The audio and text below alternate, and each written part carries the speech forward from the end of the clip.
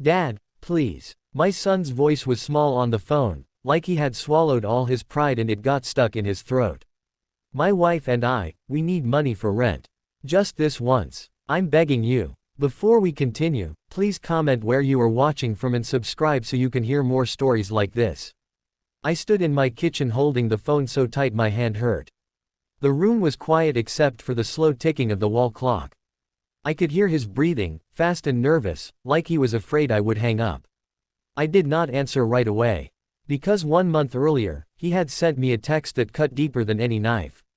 He had written, "Don't call me again. I'm tired of you and your requests." I remembered staring at those words until my eyes burned. My fingers had hovered over the screen, ready to type, "What did I do?" Or, "I'm still your father." But I did not type anything. I stayed silent. Now, the same son who told me to never call him again was begging me for rent money. I took a slow breath. "No," I said, calmly. "I won't send it." There was a pause. Then his voice changed, sharp and angry. "No. Dad, are you serious? We will be thrown out." "I heard you," I said. "But my answer is no." He started talking fast. "So you want to punish me? You want me and my wife to suffer?" I did not raise my voice. "I want you to learn," I said. He made a sound like a laugh, but it was full of pain. "Learn what? That you don't care." My heart squeezed, but I stayed firm. "You told me not to call you anymore. You said you were tired of me. I respected your words. Now respect mine." Then he said the sentence that made my stomach twist. "If you don't send the money," he hissed, "don't be surprised by what happens next." The line went dead. I lowered the phone slowly. My hands were shaking now. I tried to tell myself it was just anger, just empty words. People say things when they are scared. But my son had never spoken like that to me before. Not even on his worst day. I walked to my living room window and looked outside. The street lights were on. A neighbor's dog barked far away. Everything looked normal. But something inside me whispered, "This is not over. Now let me take you back to the beginning, before the phone call, before the threat, before the month of silence.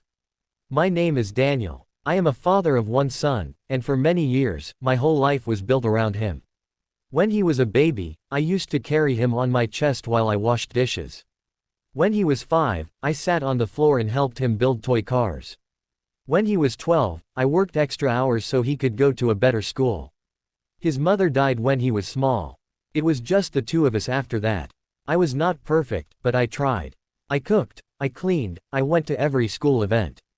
I learned how to braid his hair when he wanted to look neat for church. I even learned how to fix his bicycle chain, even though my hands got greasy and I hated it. As he grew older, he became smart and strong. He talked big about his future. I was proud. I still am. But something changed when he got married. At first, I was happy for him. His wife, Linda, was polite and quiet. She smiled a lot, but her eyes always watched everything, like she was counting and measuring. When they visited, she would look around my house as if she was checking what I owned. I noticed small things. If I offered them food, Linda would say, "We already ate," even if they had not. If I tried to tell my son a story, she would interrupt and change the topic. If my son laughed at my jokes, she would go quiet and look away. Still, I told myself, don't judge. People are different. One day, my son called me and said, "Dad, we are busy. Please stop calling so much." His words were not rude then. But they were cold. I said, "Okay, son. I understand." After that, I tried to give him space. I called less. I sent short messages like, "How are you?" Or, "God bless you today." Sometimes he replied with one word. Sometimes he did not reply at all. Then came the day that broke me. It was a Tuesday afternoon. I had just returned from the market with a small bag of food. My back was aching a little, the way it does when you have lived long enough to feel the years. I sat down, wiped sweat from my face, and decided to call my son. Just a quick call. I wanted to hear his voice. I wanted to ask if he was okay. I also wanted to tell him that my landlord had increased my rent and I might need advice. Not money, just advice. But the call did not go through. I tried again. No answer. So I sent a message. "Son, please call me when you can. I want to talk." A minute later, my phone buzzed. It was his reply. Don't call me again. I'm tired of you and your requests. I froze. My mouth went dry. I read it once. Then again. Then again, like maybe the words would change. Viewers, let me ask you, if your child spoke to you like that, what would you do? Would you reply quickly? Would you beg for respect? Or would you stay silent like I did? That day, I did not argue. I did not beg. I put my phone down and stared at my hands. They looked older than I remembered. A part of me wanted to drive to his house and demand an explanation. Another part of me felt tired. Not tired in my body, but tired in my heart. So I chose silence. For a full month, I did not call him. Not once. I did not text him. I did not send him funny videos. I did not even send him Bible verses like I used to. Instead, I started focusing on my own life. I woke up early. I prayed. I cleaned my house. I fixed small things that had been broken for a long time, like the loose door handle and the leaking tap. I also did something I had not done in years. I opened a small notebook and wrote down every time I helped my son, from when he was a child until now. School fees, clothes, food, transport, rent support when he was in college. Even the laptop I bought him when he said he wanted to learn business. I was not writing it to be angry. I was writing it to remember the truth. Because when someone makes you feel like a problem, you can start believing it. Then, exactly 1 month after his cruel message, he called me, begging for rent money. And I refused. And he threatened me. Now I stood at the window, watching the quiet street, trying to calm my breathing. I told myself, Daniel, you are safe. You are a father. You are not weak. But my phone buzzed again. A new message appeared on my screen. It was from my son. Since you won't help, don't come crying tomorrow when you lose what matters to you. My heart dropped. What did he mean by that? And why did he say, tomorrow? Before I could even think, I heard a hard knock on my front door. Not a gentle knock. Not a neighbor knock. A loud, angry knock that made my whole house feel smaller. I took one step toward the door, and then I heard a sound that made my blood run cold. A key turning in my lock. Someone was unlocking my door from the outside. And I was still standing there, holding my phone, as my front door began to open. The door opened a few inches, then stopped, like the person outside was surprised it did not swing wide. I stood frozen, staring at that thin line of darkness. Then I found my voice. Who is there? A familiar voice answered, too calm for the moment. Dad, it's me, my son. He pushed again. The chain lock I had started using weeks ago held firm. The door shook. My heart pounded so hard I could feel it in my ears. Why are you trying to enter my house like a stranger? I asked. He sighed like I was the problem. Remove the chain. No, I said. Not until you tell me why you think you can unlock my door. There was a pause. Then he said, Linda has a copy of your key. That sentence hit me like a slap. I had given my son a spare key years ago, back when he used to help me with repairs. Back when he was still my boy, not a man who texted me like I was trash. I swallowed. Remove yourself from my door, I said quietly. Or I will call for help. He laughed, but it was not a happy laugh. You're really doing this? After everything? After everything, I replied. He went quiet. Then he said, open the door, Dad. We need to talk. Talk through the chain, I said. Say what you came to say. I could hear movement, like he was shifting his feet. Then his voice softened, almost like he was trying a new mask. Dad, please. I'm not here to fight. I'm here because we're in trouble. I did not answer. He continued. We are behind on rent. The landlord gave us a final warning. If we don't pay, we're out. You called me for money, I said. I told you no. And you embarrassed me, he snapped, anger rising again. You made me feel small. I almost laughed, but it would have been bitter. You made me feel small first, I said. When you told me not to call you again. When you said you were tired of me. His breathing became loud. That text was because you keep asking for things. I asked for a conversation, I said. I asked for respect. He sounded like he wanted to shout, but he held back. Dad, just open. We can sort it out. No, I repeated. You can talk. That is all. Then, in a lower voice, he said the words that scared me more than the knocking. Dad, Linda thinks we should sell your house. My knees went weak. What did you say? I asked, though I heard him clearly. Your house, he said again, like it was simple. You live alone. This place is too big for you. You can move somewhere smaller. We can use the money to fix things. I stared at the door, shocked. This house is the only thing I have left, I whispered. You have me, he said quickly. I felt something painful twist in my chest. Do I? I asked. Because 1 month ago you told me not to call you again. He did not reply. I took a long breath and said, listen carefully. This house is not for sale. Not today. Not tomorrow. Not ever. His voice changed again, harder. So you'd rather we become homeless? I would rather you learn to solve your own problems, I said. Dad, he shouted. You're being wicked. I stayed calm. No, I'm being wise. Viewers, let me ask you something. If you give someone everything, and they still call you wicked for saying no once, what does that tell you? My son's voice turned cold. Fine. If you won't help, then don't blame me for what I have to do. I stepped back from the door. Leave, I said. Remove the chain, he demanded. I said leave. The door shook again. He pushed, but the chain held. Then I heard a sound I did not expect. Linda's voice. Daddy Daniel, she said, sweet like sugar, but I could hear something sharp under it. Please open. Let's talk like family. I closed my eyes. Of course she was there. I am talking, I said. Through the door. She sighed. Why are you making this hard? We are young. We are trying. We just need support. Support does not mean taking my home, I said. My son spoke again, quickly. Dad, be realistic. You're getting older. What will you do with this house when you're gone? It will come to me anyway. That was the moment my fear turned into something else. A quiet anger. I leaned closer to the door. So that's what this is, I said slowly. You're not asking for help.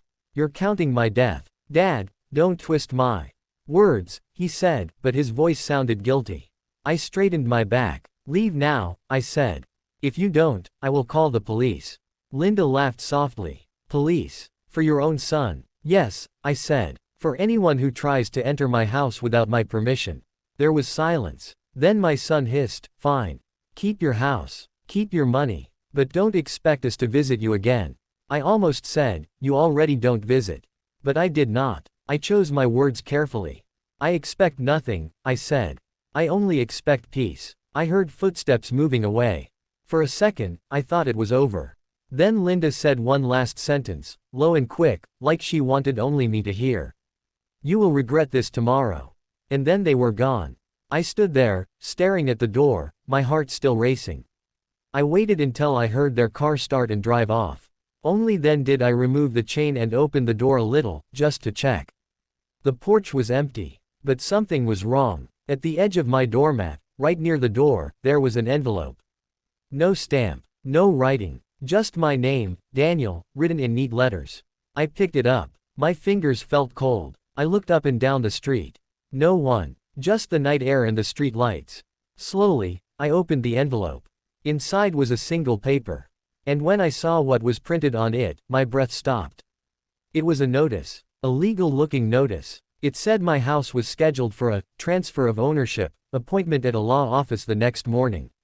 My eyes moved to the bottom of the page, and I saw a name written there as the person who requested it. My son's name. I could not speak. Because now I understood what Linda meant. Tomorrow was not a threat. It was a plan, and they were already moving. I grabbed my phone with shaking hands and ran back inside. Then my phone buzzed again. A message came in from an unknown number. It had only one line. Be at the law office by 9 a.m. If you don't show up, you lose everything. My legs felt like they could not hold me. And in that moment, I realized the extreme truth. My son was not just angry. He was trying to take my house. I did not sleep that night. I sat on my bed fully dressed, the paper from the envelope on my lap, reading it again and again. My eyes moved over the words, but my mind could not rest. Transfer of ownership. Those words felt heavy, like stones placed on my chest. At first, fear tried to take over. My heart kept asking, what if this is real? What if he has already started something I cannot stop? Then another feeling came. Clarity. I stood up and walked to my small table. I opened the drawer where I kept important papers. My house documents were there, just where they had always been. I took them out slowly and checked every page. The house was in my name. Only my name. No one could sell it without me. That gave me a little strength. Still, I knew something else. My son would not have done this if someone had not pushed him. And I knew exactly who that was. Linda. As the night dragged on, memories came back to me. Small moments I had ignored before. The time Linda asked, "Daddy Daniel, have you written a will yet?" The time she said, smiling, "Old people should enjoy life, not manage big houses." The time she looked around my living room and said, "This place could sell fast." I had laughed then. Now, I was not laughing. When morning came, I washed my face and prayed quietly. "God," I said, "give me wisdom. Not anger. Just wisdom." Then I put on my best shirt. Not because I wanted to impress anyone, but because I wanted to remind myself that I still had dignity. At exactly 8:30 a.m., I left my house. The law office was not far. As I walked in, my heart beat fast, but my steps were steady. My son was already there. He sat next to Linda. She was holding his hand tightly. When he saw me, his eyes widened for a second. I could see surprise there. Maybe he did not expect me to show up. Linda smiled first. "Good morning, Daddy Daniel," she said, sweet and calm, like we were meeting for tea. I did not return the smile.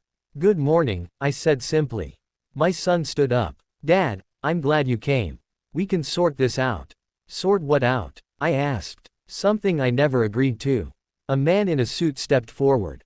"Mr. Daniel?" he asked. "Yes. I am the legal officer handling this request," he said.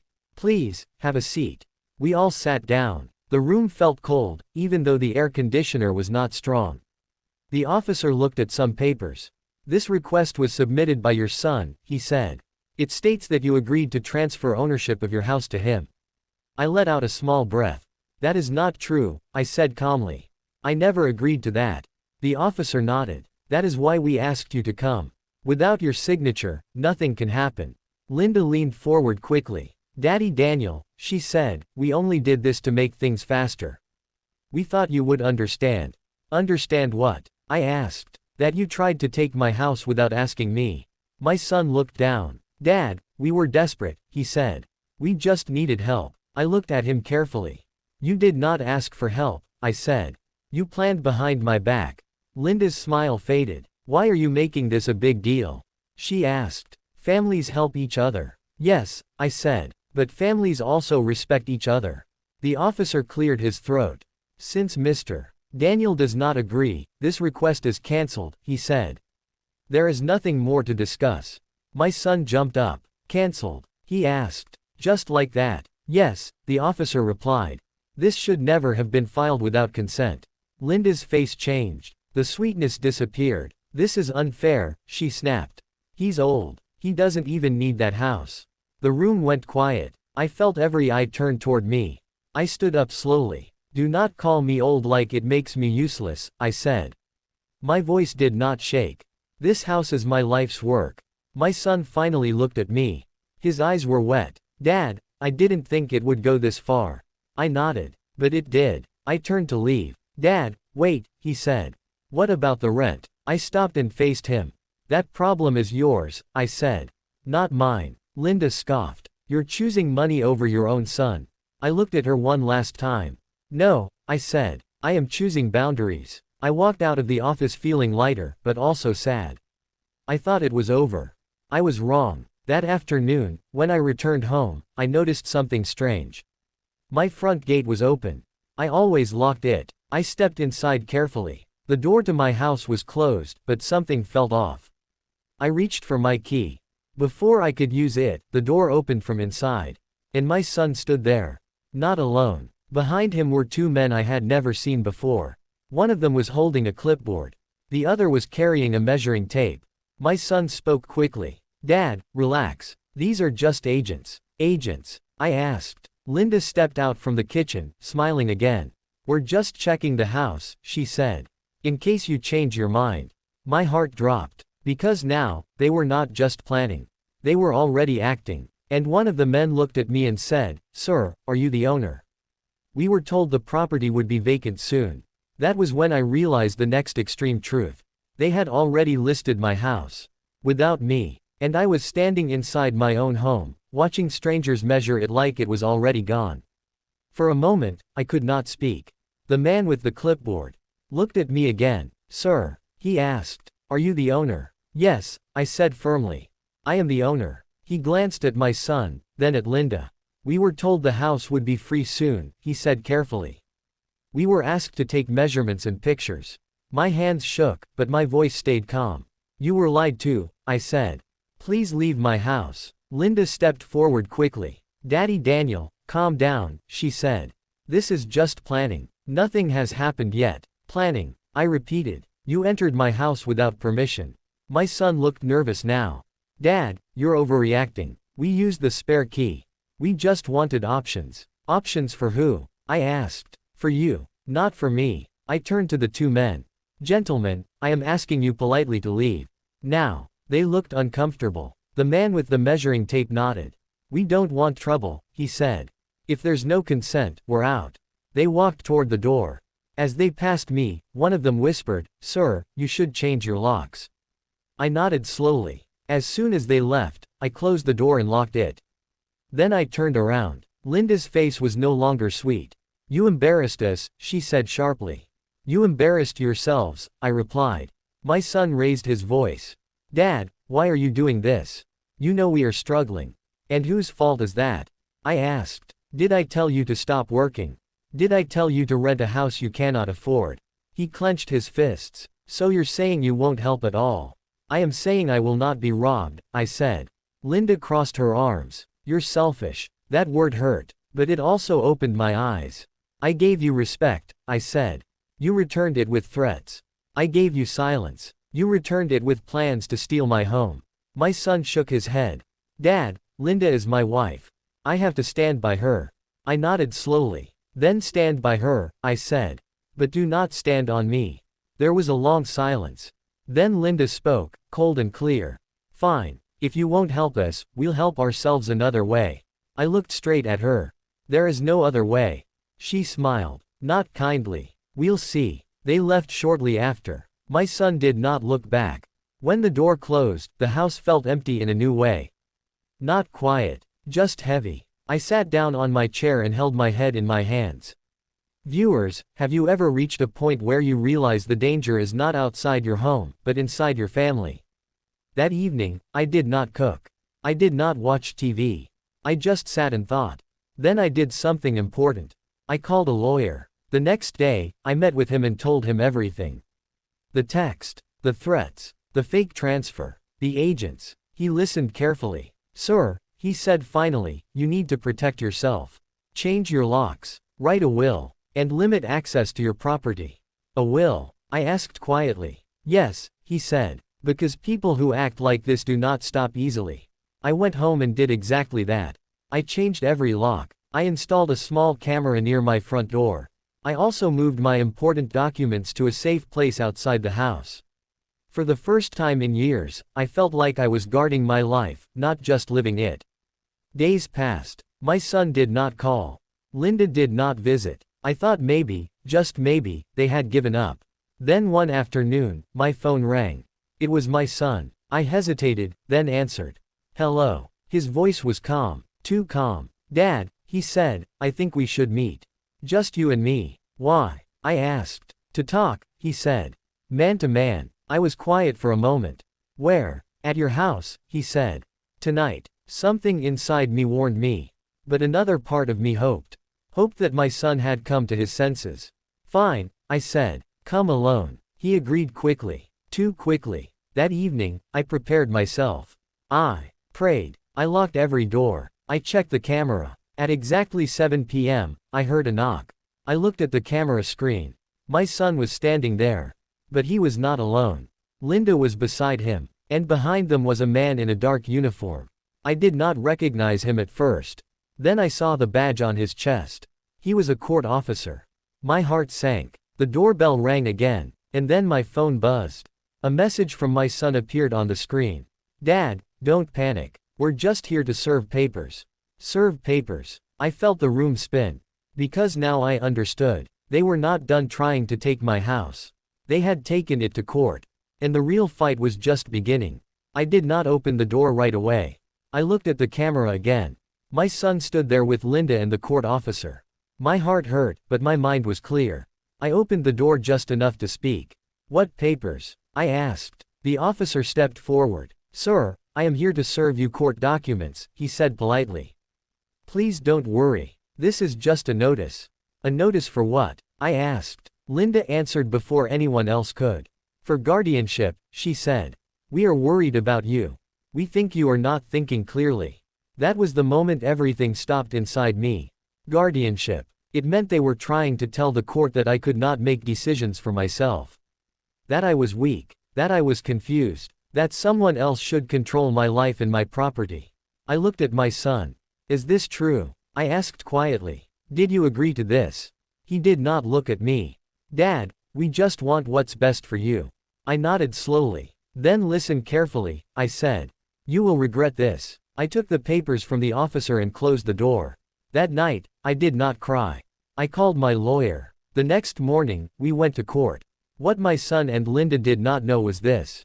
Weeks earlier, after the first threat, I had already prepared myself. I had medical records showing I was healthy and clear-minded. I had bank records. I had witnesses, neighbors, church members, friends who knew me well. Most important of all, I had already changed my will. In court, Linda spoke loudly. She said I was stubborn. She said I was lonely. She said I did not understand money anymore. Then my son spoke. He said he loved me, but I was becoming difficult. When it was my turn, I stood up slowly. "I am not confused," I said. "I am not weak. I am not lost. I am a father who finally learned to say no." I showed the judge the text message. "Don't call me again. I'm tired of you and your requests." The courtroom went quiet. Then I showed the notice they filed without my consent. The agent listing. The threats. The judge looked at my son. "Is this true?" he asked. My son could not answer. The judge then turned to Linda. "You entered a man's house without permission and tried to sell it."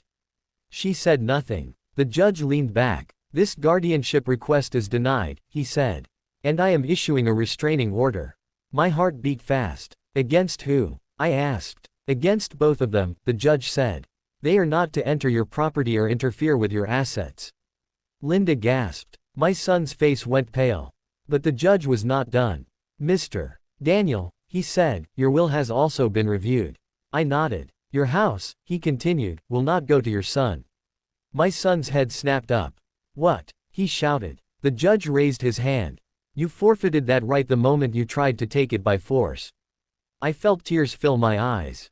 The court session ended. Outside, my son ran after me. "Dad, please," he said. I didn't know it would go this far. I looked at him one last time. "You knew," I said. "You just didn't care." Linda stood behind him, silent now. I walked away. Weeks passed. I lived quietly, peacefully. One morning, I sat in my living room and smiled. Because my house was still mine. My life was still mine.